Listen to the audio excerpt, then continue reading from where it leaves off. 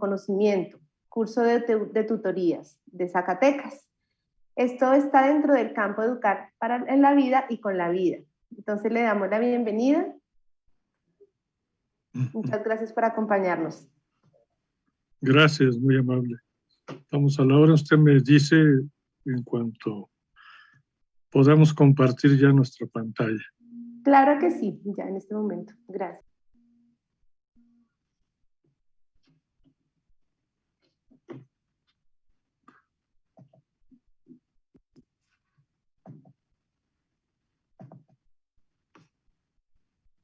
Parece que ya, ¿verdad?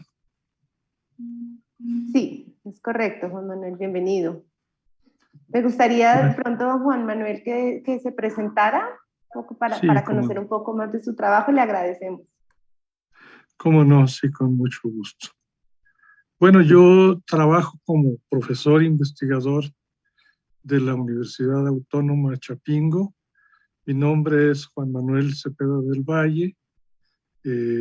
Tengo estudios de licenciatura en Ingeniería Agronómica, de posgrado en Administración Pública y, vamos a decir, estudios de doctorado en Agricultura Internacional y en Educación. Un doctorado no concluido en Administración. Y una serie de diplomados, cursos. He sido consultor de la Organización de las Naciones Unidas para la Agricultura y la Alimentación y he sido evaluador nacional de programas de educación superior. Ahora estoy a cargo de un curso de tutoría. Ya ahorita voy a explicar en qué consiste esto y cómo lo estamos enfocando precisamente para contribuir a educar para la vida a los jóvenes que ingresan a la universidad. ¿Sí? No quiero abundar mucho en mi presentación porque creo que apenas nos va a alcanzar el tiempo para platicar sobre esta experiencia, pero les quiero señalar que he trabajado básicamente como investigador. En algún tiempo también fui funcionario de instituciones educativas y investigador. ¿Sí? Sí, como investigador sigo trabajando. Entonces el tema es educar para la vida, la experiencia del curso de tutorías de la Universidad Autónoma Chapingo en México. Vamos a ampliar la pantalla para que... Ahí está. Sí. Entonces ahí está mi nombre. Trabajo en el Centro Regional Universitario Centro Norte, que está en Zacatecas, en el norte de México, de la Universidad Autónoma de Chapingo, que es una universidad que tiene campus en diferentes estados del país, de la República. Sí, ese es el logotipo de la universidad. 2 cuernos de la abundancia y un haz de trigo. Siempre ha sido ese logotipo desde hace más de 100 años. Bueno, aquí está un resumen de la experiencia. No lo voy a leer. Basta decir que este es una experiencia que se fue desarrollando dentro del curso de tutorías y ahorita voy a hacer un poquito de historia. ¿Sí? Vamos a hablar un poco de la Universidad Autónoma de Chapingo, que es la institución que da contexto a esta experiencia. Nace en 1854 por un decreto del gobierno de aquel entonces. Nace como Escuela o Colegio Nacional de Agricultura y Veterinaria. O sea, nacieron juntas la veterinaria y la agricultura en México.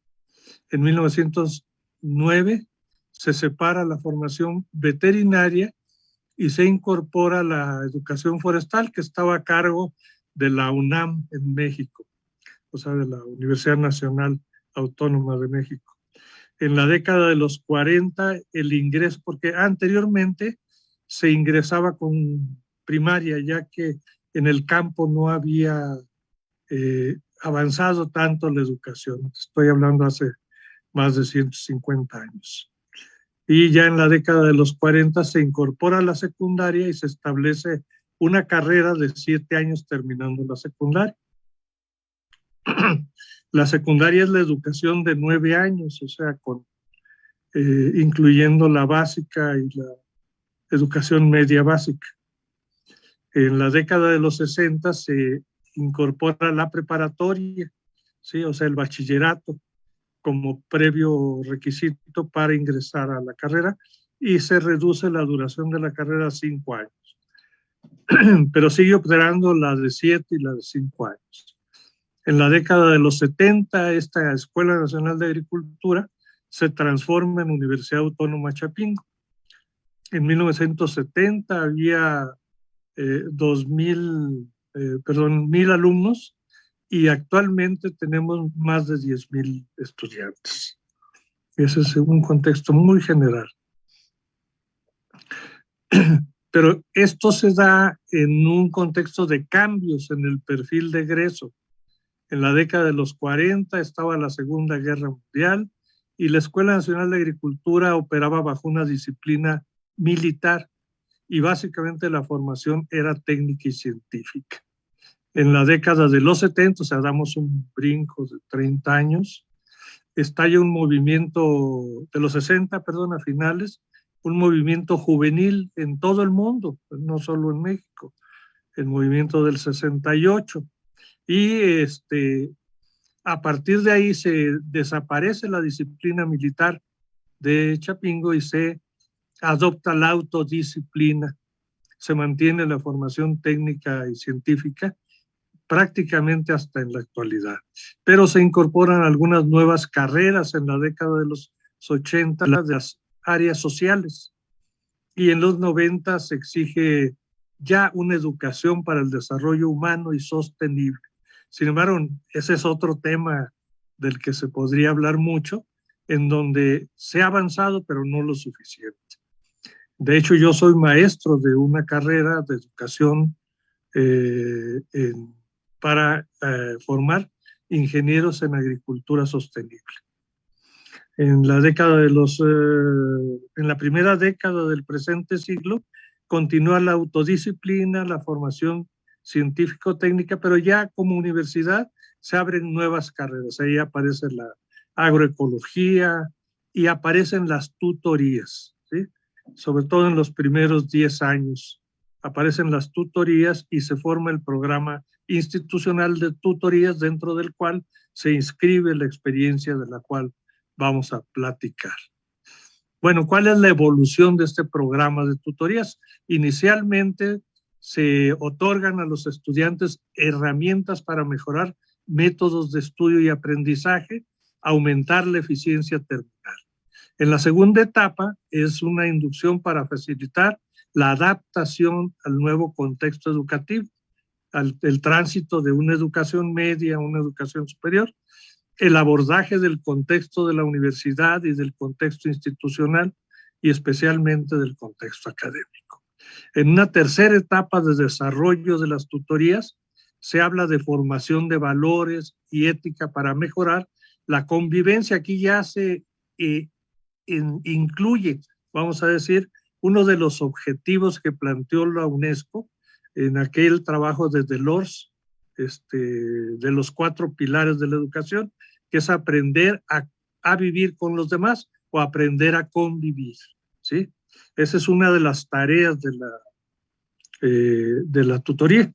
En la cuarta etapa se incluye la educación para la salud, métodos de cuidado preventivo de salud, alimentación, descanso y recreación, ya que se considera muy importante que el estudiante no solo aprenda conocimientos técnicos y científicos, sino aprenda hábitos que le permitan mantenerse sano a lo largo de la vida, ¿sí? Y de esa manera poder disfrutar un poco más de los logros que se obtienen en su carrera profesional. Y en la quinta etapa en la que estamos, incorporamos ya el tema del autoconocimiento, de la educación para la vida y del aprender a ser como objetivo de la educación planteado en UNESCO, también dentro de esos 4 pilares de la educación a principios del presente siglo, ¿sí? No sé si recuerdan que había el objetivo, los 4 objetivos o 4 pilares eran aprender a conocer, aprender a hacer, aprender a ser y aprender a vivir juntos, a convivir. Bueno, aquí con las tutorías se pretenden cubrir dos de los objetivos fundamentales, y el aprender a conocer y el aprender a hacer básicamente a las áreas técnicas, a las áreas cognitivas, vamos a decir. ¿Cuál es la caja de herramientas que manejamos? Bueno, nosotros lo presentamos así, como una caja de herramientas. El curso tiene, vamos a decir, varios ejes. Este es uno de los ejes que manejamos. El otro eje sigue siendo el eje de salud, ¿sí? Prevención. Y el otro eje, el de mejora de los métodos de estudio y aprendizaje. O sea, esos tres ejes son los que manejamos en todo el paquete de tutorías, que son dos semestres, 2 ciclos, ¿sí? Aunque es poco tiempo el que se les dedica a esta actividad. No es una actividad todavía muy bien valorada en las universidades. La primera herramienta que nosotros utilizamos es la autobiografía, la segunda el plan de vida. Ahorita vamos a hablar de cada una de ellas. El plan de vida. La tercera herramienta es la mecánica cuántica, el conocimiento de esta herramienta para poder, vamos a decir, valorar nuestro pensamiento y poder así influir en nuestras vidas, en nuestra realidad. La cuarta herramienta que manejamos son los 16 tipos de personalidad, ¿sí? Tipos que se basaron en la propuesta de Carl Jung y después se enriquecieron con el indicador de Meyer-Briggs, que en el primer caso eran 8 personalidades y después se ampliaron a 16 personalidades. Es una herramienta de autoconocimiento. La quinta herramienta es el eneagrama, en donde se estudia y aplica la propuesta tipológica de la personalidad del eneagrama, con base en los trabajos del psicólogo, del doctor Claudio Naranjo. Y la sexta herramienta es la meditación, conocimiento y transformación, como herramienta de conocimiento y transformación. Bueno, esa es nuestra caja de herramientas. Básicamente nuestra experiencia. Este es un ejemplo de la autobiografía que elaboran los propios alumnos. Ella es una alumna que pasó por nuestro curso y elaboró su autobiografía de varias páginas. Cada estudiante se da la tarea, como en primer lugar, de voltear los ojos hacia atrás, ver cómo ha sido su vida, cómo su vida ha sido influenciada por su familia, por sus amigos, por los acontecimientos que han marcado su vida. Entonces les pide que en un formato libre, para no restringir, elaboren una historia de vida, una autobiografía, ¿sí? Y que no se olviden de marcar los momentos de su vida que marcaron, los momentos que marcaron su vida. Eso es muy importante. Pero lo fundamental es que el estudiante reflexione sobre su trayectoria, su pasado, para saber quién ha sido en el pasado. O sea, ahí es un primer acercamiento al autoconocimiento, ¿sí? La segunda herramienta es el plan de vida. Este es otro ejemplo de un plan de vida. A veces los estudiantes son muy creativos y hacen, hay estudiantes que hacen planes de vida de 8 o 10 páginas. Igual en el caso de la autobiografía, hay quienes hacen una autobiografía muy completa y otros un texto breve porque no logran reconstruir su historia, vamos.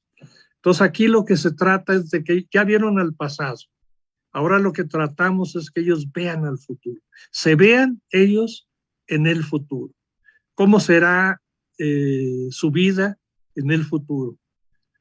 Visualicen, o sea, hagan un ejercicio de visualización. Si piensan, si desean que en su futuro exista una familia, si desean que existan hijos, si desean que exista un trabajo en algún lugar determinado que a ellos les interese, todo eso, si desean seguir estudiando, lo que ellos esperan que la vida les traiga o lo que desean que la vida les traiga, es un ejercicio de visualización. Y nuevamente es una herramienta de autoconocimiento, porque a ellos los acerca a su visión de futuro, ¿sí? A lo que desean ser en el futuro. Entonces ya tenemos el pasado y el futuro, y estamos en el presente, ¿sí? Se trata de alguna manera de articular pasado y futuro y trabajar en el presente por eso que ellos desean. Pero es un ejercicio que no los obliga, vamos, que les va permitiendo ver las posibilidades que tienen en la vida y explorándolas ellos mismos, ¿sí? Sin presiones, sin obligar. La tercera herramienta es muy importante, es una herramienta de conocimiento de la mecánica cuántica, de la física cuántica, de saber cómo influye, o sea, a través, vamos, del análisis cuántico, cómo influye el pensamiento en la vida de cada quien, cómo su pensamiento determina su vida de alguna manera. Entonces se analiza la mecánica cuántica y su influencia en la vida de las personas. Es un tema complejo, no es un tema sencillo. Nosotros encontramos un apoyo didáctico muy valioso en la película, el documental ¿Y tú qué sabes? ¿Sí? Un documental que narra, vamos a decir, lo que significa la física cuántica y el potencial que tiene esta herramienta, este conocimiento para poder conocer la vida de cada uno, para poder analizar. Entonces introduce al estudiante en la física cuántica y en la realidad física de las partículas y cómo el pensamiento del observador influye en el comportamiento de dichas partículas. Eso está demostrado experimentalmente, cómo el experimentador, vamos, el observador, modifica las partículas, influye en el comportamiento de las partículas. Entonces explora el papel que juega el pensamiento, a partir de eso, el pensamiento en la construcción de la realidad, de la propia realidad de uno, de acuerdo con la mecánica cuántica. Se analiza el impacto de los pensamientos, o sea, todo lo que nosotros pensamos es energía. Y en ese sentido está generando influencias en, vamos a decir, en nuestra vida que a veces desconocemos. Influencias que se materializan en patrones de conducta, ¿sí? Regulados por la generación de péptidos a nivel de la estructura cerebral, estamos hablando del hipotálamo, la hipófisis, que generan estas sustancias estimulantes del comportamiento. Y entonces se van generando patrones de comportamiento que se explican a través de la mecánica cuántica. Y la tarea que nosotros tenemos, que los estudiantes se llevan después de conocer esta herramienta, es observar sus conductas, ver dónde están los patrones repetitivos y en dónde se originaron esos patrones. El patrón de víctima, por ejemplo. El patrón de víctima uno lo adquiere en algún momento de su vida, pero está ahí y se está reproduciendo constantemente. Y a veces no nos damos cuenta. Bueno, hay una serie de herramientas para tratar ese patrón, pero aquí se da una, que es exactamente la mecánica cuántica que nos explica cómo se construye y se reproduce ese patrón a lo largo de la vida y cómo podemos nosotros a través de la observación cambiar esos patrones, ¿sí? Entonces es otra herramienta que se suma a las anteriores, que incluso sintetiza las anteriores. Estamos hablando, por un lado, a través de esta herramienta, de la posibilidad de conocer, vamos a decir, o de explicar nuestro pasado, pero por el otro lado, de alguna manera influir en nuestro futuro a través de nuestro pensamiento. O sea, enseñar a pensar a los estudiantes es una tarea fundamental para la vida. O sea, el estudiante tiene que aprender a pensar para poder regular su destino. La cuarta herramienta que nosotros hemos incorporado, yo estoy presentándola muy sintéticamente, En realidad, estas herramientas se llevan varias sesiones de trabajo, cada una de ellas, y los estudiantes no las dominan porque no es el propósito de que las dominen. La idea es que ellos las conozcan y puedan profundizar en aquella herramienta que consideren que mejor les puede servir para su desarrollo personal, ¿sí? Para su vida. La cuarta herramienta son los 16 tipos de personalidades, ¿sí? Dentro de esto, pues se les da la información, se les comenta cómo la ciencia se ha ido aproximando a la construcción de este tipo de, o estas tipologías de la personalidad y cómo han servido, cómo se han ido perfeccionando desde los trabajos de Jung hasta los de Meyer-Binks, y que nos arrojan ya un estudio tipológico que agrupa las personalidades en 4 grupos, que son los analistas, diplomáticos, centinelas y exploradores.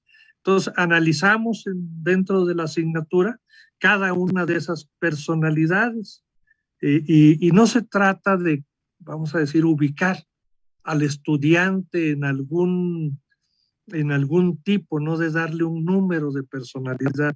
No, se trata de que ellos se conozcan un poquito mejor, que sepan cómo son, si son personas muy analíticos, si se saben relacionar muy bien, si son muy vigilantes de todo lo que está pasando, o si les gusta investigar, explorar, conocer.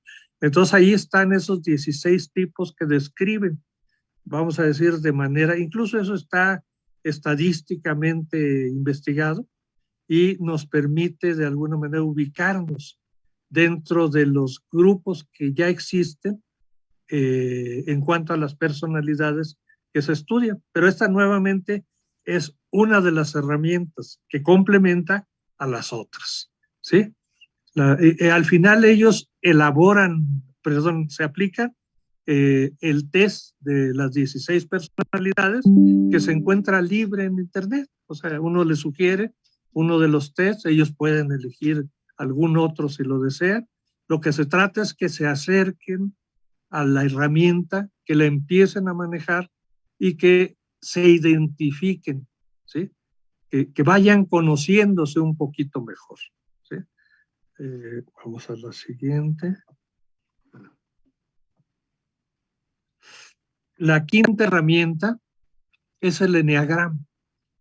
El eneagrama que hoy, bueno, antes era difícil encontrar, pero Claudio Naranjo lo hizo accesible. Claudio Naranjo es un psicólogo chileno, un científico de la psicología que ha escrito muchos libros, incluso escribió un libro muy interesante que leí hace mucho, que se titula Para cambiar al mundo es necesario cambiar la educación. O se llama Cambiar la educación para cambiar el mundo. O sea, él plantea que la educación es la base para poder cambiar el mundo, es uno de sus campos de investigación. Pero él no desarrolló esta herramienta. Esta herramienta ya existía. Él sistematizó el conocimiento que existía de esta herramienta. Vamos a decir, herramienta que puso por primera vez a disposición de Occidente, una herramienta oriental, de Oriente, que puso a disposición Gurdjieff, que desarrollaron Claudio Naranjo como su discípulo, y algunos otros. No quiero confundirlos con nombres, lo que quiero es que sepan que esto viene de Oriente y se desarrolló una propuesta de esta herramienta para Occidente, que es la que estamos viendo aquí. Es una herramienta que también agrupa las personalidades en 3 triadas. Una triada que le llaman visceral, ¿sí? O cinética o física, ¿sí? Una triada mental, que básicamente su personalidad se basa en el pensamiento, y una triada sentimental, cuya personalidad está más cargada hacia las emociones, ¿sí? Entonces, esta herramienta nosotros la pues la vamos analizando junto con los estudiantes. No es una introducción lo que hacemos nuevamente, porque es muy difícil en un curso de unas cuantas horas poder darle a los estudiantes el conocimiento suficiente de esta herramienta. Se requieren muchas horas de teoría, muchas horas de práctica. Entonces les explica el origen, los usos del eneagrama para estudiar la personalidad. Se analizan las tríadas dentro de esto y se analiza cada uno de los 9 tipos que propone este método para estudiar la personalidad. Los estudiantes, igual que en la herramienta anterior, aplican un test que está libre, un test del eneagrama, que está libre en internet, y ellos autoanalizan sus resultados. En algunos casos, cuando los estudiantes lo autorizan, compartimos los resultados de algunos de ellos y los analizamos, ¿sí? Esto para que los demás estudiantes puedan extraer algunas observaciones, vamos a decir, conocimientos de este análisis, ¿sí? Entonces aquí están los 9 tipos en que se basa el eneagrama, y es otra herramienta, una herramienta en la cual hoy en día se apoyan muchas empresas, se apoyan muchas organizaciones, porque consideran que es muy importante conocer la personalidad de los trabajadores, de los estudiantes, incluso dentro de las familias que han entrado en contacto con esta herramienta, la han aprovechado para conocerse y tener mejores relaciones entre ellos, en familias, empresas, escuelas. Esta es la 5ª herramienta que tenemos. Aquí está el libro. Este es uno de los libros que escribió Claudio Naranjo, y es un ensayo sobre psicología de los eneatipos. Y la 6ª herramienta es la meditación. Se trata no solo de conocerse. Claro, es muy importante el conocimiento, es la base de una posible transformación de uno mismo, de asumir los cambios que uno requiere, de, transitar desde el ego hasta el ser para lograr una vida más feliz, para lograr una vida más plena. Y en ese sentido, la 6ª herramienta, la meditación, es una herramienta de acción, vamos a decir. Aunque aparentemente es pasiva, de lo que trata precisamente es de ayudarle al estudiante a ir transformando sus pensamientos, a ir transformando su vida a través de esta herramienta. Y les presentamos diferentes tipos de meditación, qué propósitos tienen, mindfulness, la meditación budista. Hay muchas escuelas de meditación. Por ejemplo, hay varios incluso de los pensadores actuales. Nosotros no los usamos porque algunos métodos requieren mucho tiempo y no lo tenemos, o sea, no disponemos de mucho tiempo. Entonces, solamente presentamos la herramienta, ¿sí? Un tipo de meditación, normalmente la que usamos es la meditación budista, que se presta mucho precisamente para aprender el método. Ya después se pueden adoptar otros métodos diferentes al budista. El mindfulness, que es muy común hoy en día, y que se usa mucho en los negocios, para precisamente lograr, pues primero la serenidad, luego la concentración y luego la transformación de la persona, del ser. ¿Sí? Y realizamos un ejercicio de meditación en clase, ¿sí?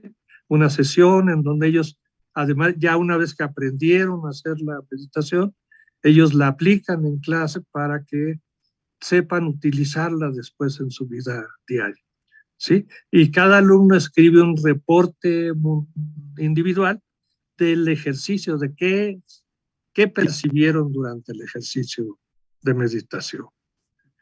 Y aquí se terminan las 5 herramientas que nosotros utilizamos para educar para la vida.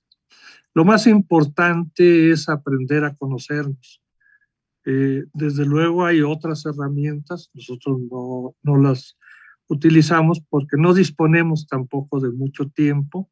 Esta asignatura, este curso de tutorías, dispone de 1 hora a la semana, aproximadamente unas 15 horas en un semestre, 16 horas en un semestre. Entonces no es mucho el tiempo, tenemos que aprovecharlo lo mejor posible y hemos ido depurando y haciendo selecciones y hoy llegamos a este conjunto, a esta caja de herramientas que ponemos a su disposición. Pues es cuanto tengo que decir, Liz y auditorio que nos escucha. Muchas gracias.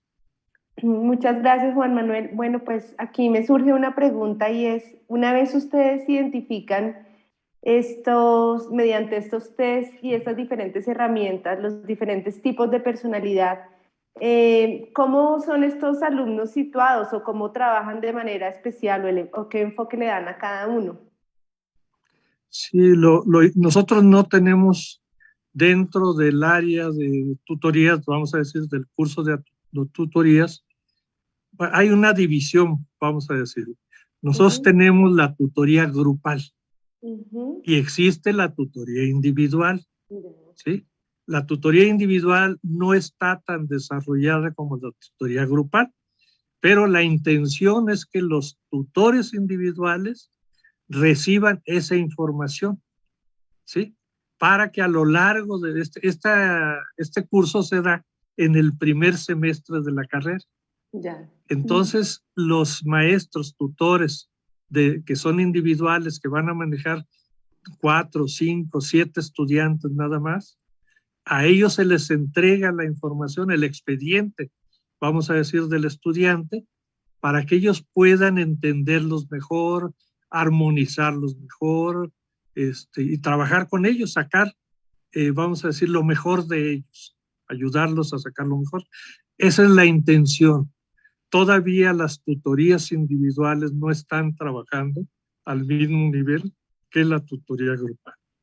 Claro. Pero la intención es que se utilice este conocimiento para ayudarles a mejorar su estudio, su desempeño académico y personal, ¿sí? Esa es la idea. Juan Manuel, y acerca de la meditación, ¿ustedes brindan unos espacios especiales para que ellos puedan realizar este tipo de ejercicio, un espacio especial? Hay en el centro donde estamos, hay un espacio. De hecho, había incluso una maestra ahora, pues por la pandemia se suspendió eso. De hecho, parte de esto lo hemos estado viendo en línea, lo hemos estado trabajando en línea ahora, pero se trabajaba antes de la pandemia físicamente y había una maestra de yoga que ahorita pues no está por esa razón. Y ahí había un espacio donde hacían no solo meditación, sino sus ejercicios de yoga los estudiantes, había esa posibilidad. Nosotros, el lugar donde estamos, el Centro Regional Universitario Centro Norte, es una sede de la universidad, una sede pequeñita, que manejamos un solo grupo de tutorías y yo soy el maestro de ese grupo. Entonces, es, vamos a decir, la caja de herramientas que usamos particularmente para eso. Hay otra caja de herramientas para mejorar métodos de estudio y aprendizaje y otra para mejorar, vamos a decir, las condiciones de salud de los estudiantes, que aprendan a autocuidarse en términos de la salud. Esto lo hacemos desde antes de la pandemia, ¿eh? No surgió a raíz de la pandemia, que ahora cobró más importancia debido precisamente a este problema de salud que nos está indicando que debemos buscar la manera de cuidar nuestra salud, mejorar nuestros estilos de vida. De tener estos hábitos saludables. Exacto. Bueno, pues Juan Manuel, muchas gracias. Me parece un enfoque muy completo y queremos agradecerle por su tiempo. Y bueno, esta experiencia, al igual que las conferencias del encuentro, van a quedar consignadas en nuestro canal de YouTube, entonces seguramente muchas personas nos van a ver. Entonces, le agradezco por Excelente. su tiempo y bueno, nos despedimos entonces. Gracias, muy amables. Gracias por la invitación. Gracias, Juan Estamos a la Manuel. orden. Hasta Sí, luego, gracias. hasta luego.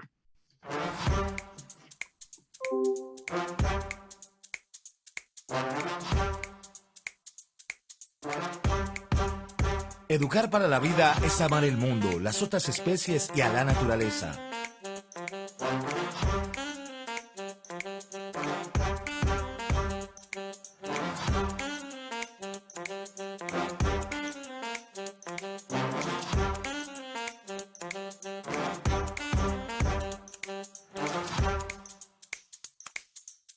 Es dejar el mundo en las mejores manos.